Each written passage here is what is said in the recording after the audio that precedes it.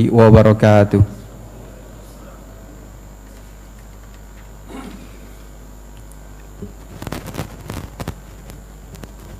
Innal hamdalillah nahmaduhu wa nasta'inuhu wa nastaghfiruh wa na'udzu billahi min syururi anfusina wa min sayyiati a'malina may yahdihillahu fala mudhillalah wa may yudlilhu fala hadiyalah.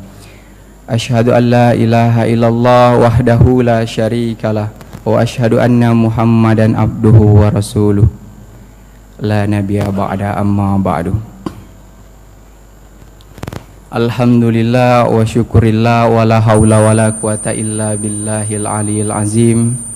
Puji dan syukur marilah kita panjatkan kehadirat Allah Subhanahu wa taala, karena atas karunia-Nya kita masih bisa salat berjamaah di Masjid Agung Al-Azhar.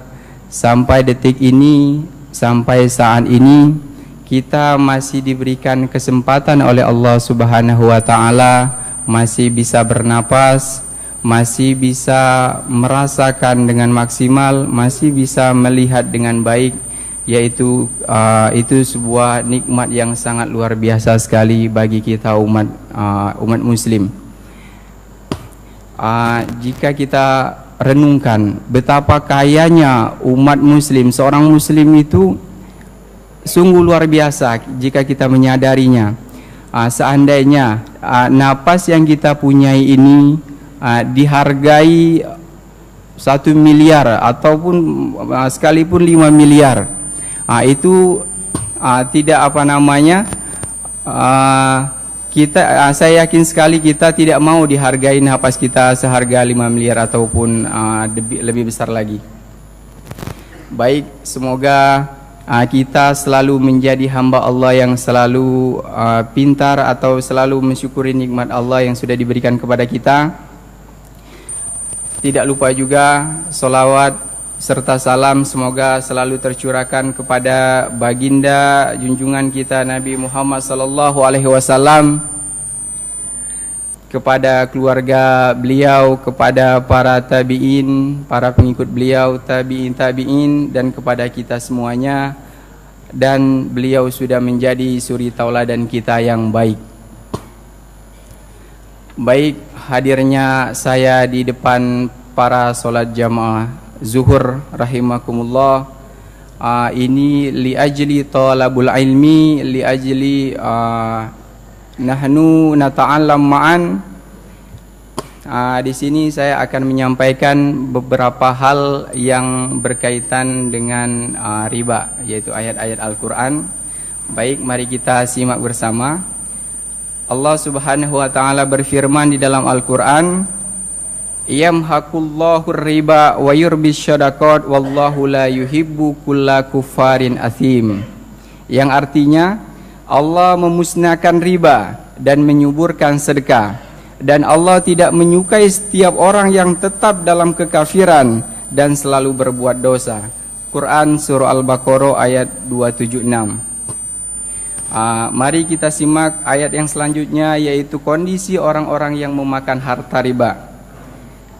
Allah berfirman di dalam Al-Quran, alladzina ya'kuluna riba la yakumuna illa kama yakumul ladzi yatakhabbatuhu syaitan minal masi, yang artinya orang-orang yang memakan atau mengambil riba tidak dapat berdiri melainkan seperti berdirinya orang yang kemasukan syaitan. Quran surah Al-Baqarah ayat 275. Menurut para ahli tafsir, mereka akan bangkit dari kubur kelak pada hari kiamat seperti orang kesurupan dan kemasukan setan. Setiap kali hendak berdiri, mereka mendadak pingsan, dan setiap kali hendak bangkit, mereka mendadak jatuh tersungkur. Mereka seperti orang kerasukan setan. Wal'iyadzubillah. Abu Sa'id Al-Khudri radhiyallahu anhu meriwayatkan bahwa Rasulullah sallallahu alaihi wasallam bersabda, ketika melaksanakan perjalanan Isra, aku bertemu dengan orang-orang yang perutnya ada di hadapan mereka. Masing-masing perutnya sebesar rumah yang besar. Perut mereka membuat tubuh mereka miring dan tidak bisa bergerak.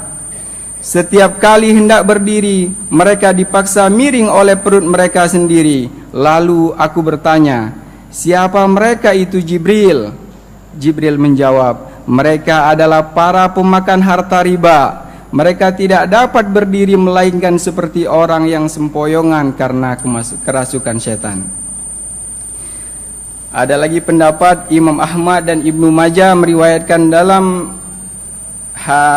Abu Hurairah radhiyallahu anhu bahwa Rasulullah sallallahu alaihi wasallam bersabda, pada malam Isra aku mendatangi kaum yang perutnya seperti rumah, di dalamnya terdapat banyak ular yang bisa dilihat dari luar perut mereka.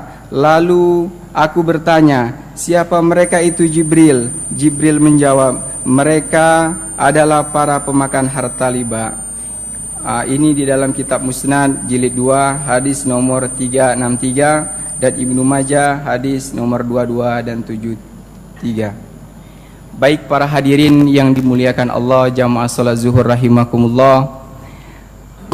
Makna riba huwa ziyada likulli ziyada fi ayyi setiap riba adalah setiap tambahan dalam barang-barang tertentu yang biasanya yang kita temui di mana-mana, yang setiap kali kita temukan dalam muamalah keseharian kita, yaitu riba fadl dan riba nasi'ah. Ini ada satu lagi riba qarat namanya.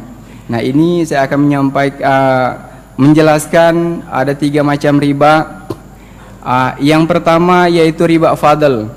Secara istilah bahasa, riba fadl adalah tambahan atau kelebihan yang pengertiannya jual beli uang dengan uang, emas dengan emas, makanan dengan makanan, dengan adanya penambahan di salah satu dari 2 barang tersebut.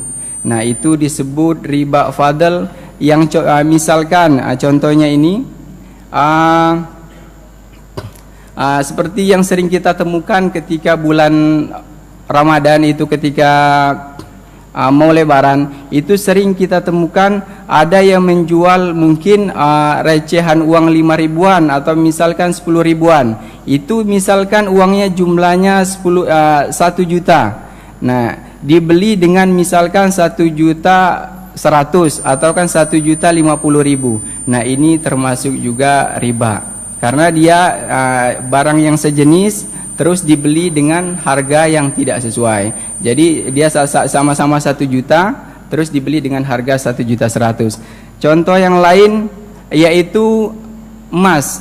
Sering kita terjadi, ada misalkan ada transaksi jual beli emas. Misalkan Pak Sukamto menjual emasnya 5 gram, terus Pak Tono membeli emasnya dengan 5,5 gram. Nah, yang 0,5 gram ini juga termasuk riba karena dia sejenis dan harus takarannya harus sama.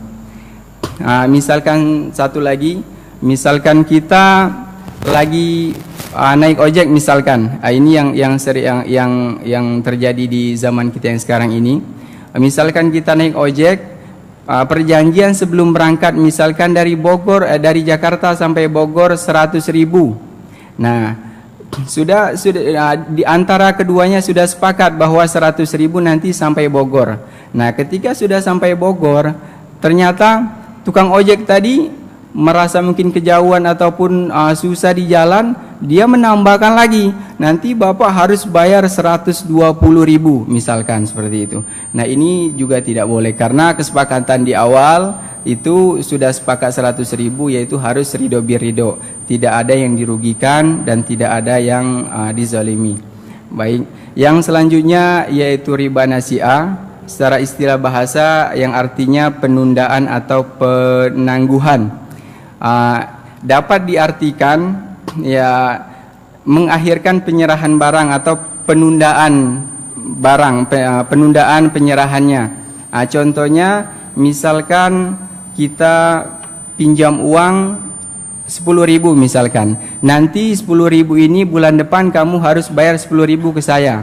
Nah, tapi kalau lewat daripada bulan depan, nanti kamu harus balikin ke saya misalkan 12.000. Nah, ini tidak boleh juga. Ini termasuk riba nasi'ah. Baik, jamaah salat zuhur rahimakumullah, yang terakhir yaitu riba qard. Riba qard ini kadang kita tidak sadari, tidak sedikit di antara kita yang terjadi di kalangan kita. Riba qard ini yaitu seseorang meminjamkan uangnya kepada orang lain, lalu dia mensyaratkan tambahan manfaat atau jasa. Misalkan si A meminjamkan uangnya 10 juta kepada si B, lalu si A tadi mensyaratkan kepada si B, kalau saya minjamkan uang ke kamu 10 juta, lalu nanti kamu kamu harus meminjamkan saya kendaraan kamu misalkan, atau kamu harus meminjamkan saya rumah kamu, atau kan seperti itu.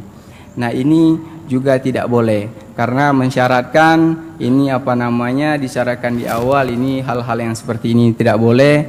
Allah Subhanahu wa taala dan Rasulnya sangat melarang ini, sangat diharamkan di dalam agama kita, agama Islam. Baik para hadirin, Allah juga berfirman di dalam Al-Quran, wa in tubtum falakum ru'usu amwalikum la tazlimun wa la tuzlamun, yang artinya, dan jika kamu bertaubat dari pengambilan riba, maka bagimu pokok hartamu, kamu tidak akan menganiaya dan tidak pula dianiaya. Quran surah Al-Baqarah ayat 279. Baik saudara-saudara sekalian, mungkin saya cukupkan di sini. Sebelum saya tutup khutbah siang ini, ada sedikit pengumuman. Ini kami dari BMT Al-Azhar, bagi para hadirin, para jamaah sholat zuhur rahimakumullah, yang sekiranya mungkin ada yang kebingungan mau nabung uangnya di mana, atau pusing mau naruh uangnya di mana, kita dari BMT Al-Azhar siap mengelola atau mengcover untuk ayo kita menabung di BMT Al-Azhar. Demikian, billahi taufiq wal hidayah. Syukran. Assalamualaikum warahmatullahi wabarakatuh.